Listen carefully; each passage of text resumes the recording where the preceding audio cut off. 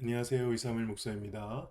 귀납적 성경 묵상 B형 큐티 에스더 5장 9절에서 14절 말씀 잠시의 즐거움에 빠져 교만하지 말라 라는 제목의 말씀으로 함께 묵상해 보겠습니다.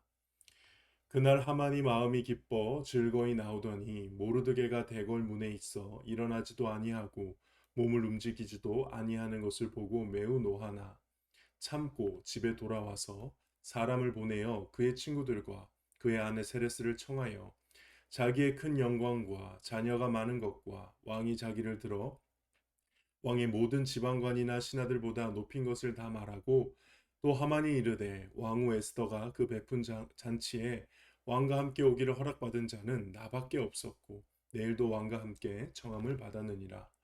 그러나 유다 사람 모르드게가 대궐 문에 앉은 것을 보는 동안에 이 모든 일이 만족하지 아니하는도다 하니 그의 아내 세레스와 모든 친구들이 이르되 높이가 50규빗 되는 나무를 세우고 내일 왕에게 모르드게를 그 나무에 매달기를 구하고 왕과 함께 즐거이 잔치에 가소서 하니 하만이 그 말을 좋게 여기고 명하여 나무를 세우니라. 쉬운 성경입니다. 그날 하만은 즐거운 마음으로 왕궁문을 나오던 중 모르드게를 만났습니다. 모르드게는 여전히 일어나지도 않고 자기를 두려워하지도 않았습니다. 이를 본 하만은 너무도 화가 났습니다. 하지만 그는 화를 참고 집으로 돌아가서 친구들과 자기 아내 세레스를 불렀습니다. 그는 그들에게 자기의 재산과 아들이 많은 것과 왕이 그에게 명예를 주어 다른 귀족이나 신하들보다 높여주신 것을 자랑했습니다. 하만이 덧붙여서 말했습니다. 그뿐이 아니라네. 에스더 왕후께서 잔치를 베풀어 놓고 초대한 사람은 왕을 제외하고 나밖에 없었다네. 그리고 왕후께서는 내일도 나더러 왕과 함께 와달라고 하셨네. 하지만 유다인 모르드게가 왕궁 문에 앉아 있는 것을 보면 기쁜 마음이 싹 가신다네. 하만의 아내 세레스와 모든 친구들이 말했습니다. 50규빗 되는 장대를 세우고 내일 아침 왕에게 모르드게를 거기에 매달아 달라고 부탁하세요. 그리고 나서 왕과 함께 기쁜 마음으로 잔치에 가세요. 하만은 그 말을 좋게 여기고 곧 장대를 세우라고 명령했습니다. 내용 관찰 1번입니다. 하만은 모르드게의 행동에 어떻게 반응합니까? 9절에 보니까 모르드게가 대궐 문에 있어 일어나지도 아니하고 몸을 움직이지도 아니하는 것을 보고 매우 노했다고 합니다. 그때가 언제냐면은 왕후의 잔치에 초대받고 나온 아주 마음이 즐거운 상태였음에도 불구하고 이 모르드게 한번 보고 나서 다시 분노하게 되는 거죠. 그래서 하루에 좋은 일과 나쁜 일이 같이 있을 때 나쁜 일이 자신의 마음을 결국 주도하게 내버려 두는 이 모르드게의 어리석음이 보입니다. 보통 기분이 좋으면은 너그러질 수도 있는데 이 모르드게 한 명 때문에 다시 마음이 지옥같이 되는 이 모습을 보면서 정말 교만한 자, 정말 하나님을 모르는 자가의 마음 상태가 어떤지 참 알 수가 있습니다. 이번 질문입니다. 하만은 아내와 지인들에게 모르드게 대해 어떻게 말했습니까? 이게 질문이 길어서요. 제가 둘로 나눴습니다. 첫 번째 어떻게 말했냐면 자기의 영광과 그다음에 자기를 이제 왕보다 신하들보다 높은 자리에 두었다. 왕보다가 아니죠. 왕의 지방관이나 신하들보다 높은 자리에 두었다. 그리고 왕후의 잔치에 오기를 허락받은 자가 나밖에 없다. 그 완전 나 자신에 대한 아주 자기애가 가득한 모습을 보여줍니다. 그러나 그런데 그 모르드게를 보니까는 그렇게 자기밖에 없는데 그 자기를 인정하지 않는 이 모르드게 한 명 때문에 너무 분노하고 있다. 이런 만족하지 못한다. 이렇게 막 하소연을 하고 있죠. 그러니까 이 하만의 모습을 보면 철저하게 나 중심의 삶을 살고 있습니다. 그러니까 인생의 가치가 나 한 사람이 높아지는데 모든 것이 있는 대부분의 우리의 현대인들의 모습과도 참 유사하죠. 이 하만의 모습을 보면서 이 현 시대 특히 요즘에 젊은 사람들의 그 노래나 드라마나 영화나 이런 것들을 보면 그 메시지가 결국 나 중심이거든요. 내가 행복해야 되고 내가 최고고 내가 사람들한테 관심을 받고 여기에 모든 것을 쏟고 있죠. 근데 그 모습은 다름 아닌 하만의 모습이고요. 이 하만은 결국 이 하만이 어떻게 되는지를 보면 우리의 인생의 많은 사람들의 미래가 어떻게 되는지를 저는 알 수 있다고 생각합니다. 근데 너무 재밌는 거는 모르드게 한 명 때문에 그 모든 것을 가지고 있음에도 누리지를 못하는 거예요. 만족하지 뭐 아니하도다.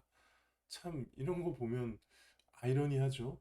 그 어느 때보다도 자기 중심적인 삶을 살고 있고 실제로 누리는 것도 많음에도 불구하고 모르드게라는 한 사람 때문에 마음을 지옥같이 하면서 만족하지 못하면서 불행하게 살고 있는 이 하만의 모습. 정말 묵상해 보면 묵상해 볼수록 우리 현대인들의 모습, 나의 모습이 아닌가 참 그런 생각을 하게 됩니다. 또 이 사실을 들은 사람들, 하만의 이 이야기를 들은 사람들은 어떻게 반응하느냐? 한마디로 모르드게를 그 나무에 매달아 죽이라고 얘기하고 있죠. 근데 이 세레스와 친구들의 조언을 가만히 묵상해 보면요. 하만에게 진심 어린 조언을 하는 게 아니에요. 만약에 이들이 진심 어린 조언을 했다면 최소한 모르드게하고 에스더의 관계 정도는 파헤쳐내야죠.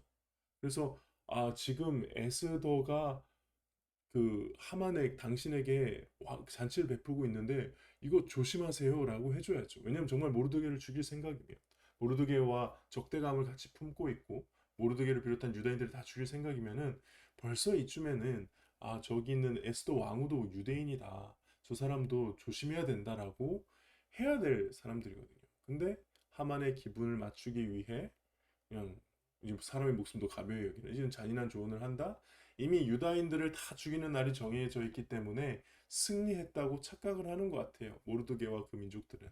그래서 결국 이런 어리석은. 왜냐하면 이 모르드게를 죽이기 위해서 세운 나무에 결국 누가 죽습니까? 하만이 죽거든요. 그러니까 참 어리석은 조언을 하게 됩니다.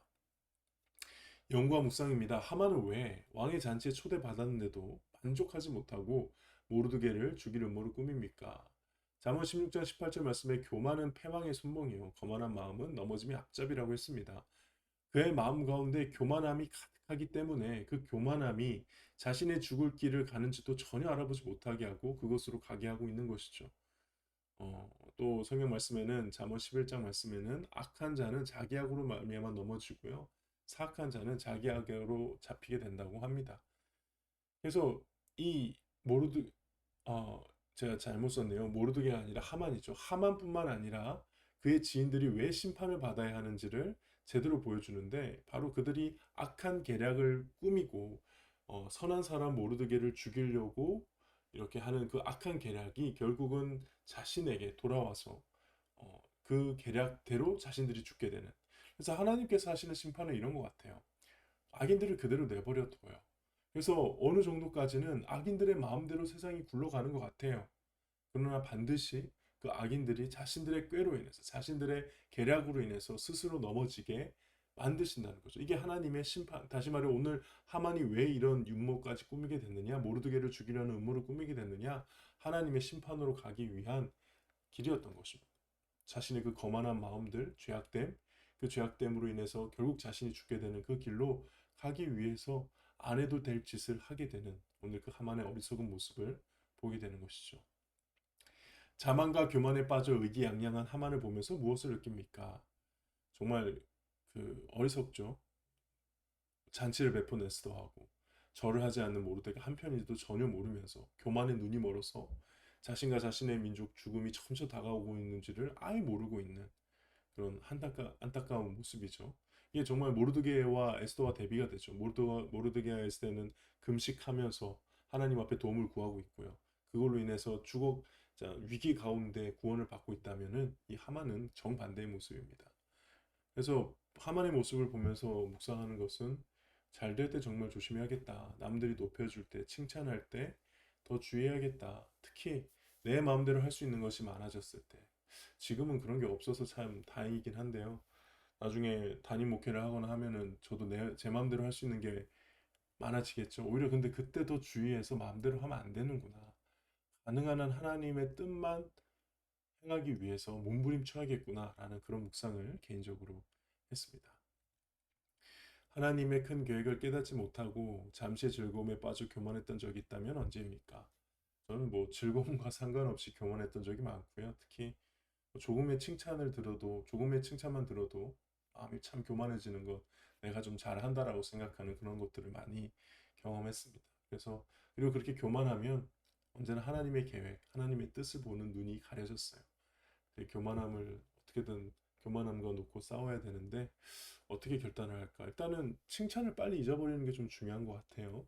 칭찬을 듣고 아까 같은 경우에도 많은 사람들이 나를 높이고 막 좋은 일들이 있고 하면 그거를 계속 묵상하면서 다른 사람한테 나누고 그러는데 그러면 안 되고 정말 대접받는 것도 높임 받는 것도 최대한 빨리 잊고 빨리 잊고 다시 밑바닥으로 다시 가장 높은 자리에서 예수님이 이 땅 가운데 내려오셨다는 그 사실을 기억하며 그 자리로 나아가는 그렇기 위해 기도하고 묵상하는 제가 되어야 될 것 같습니다.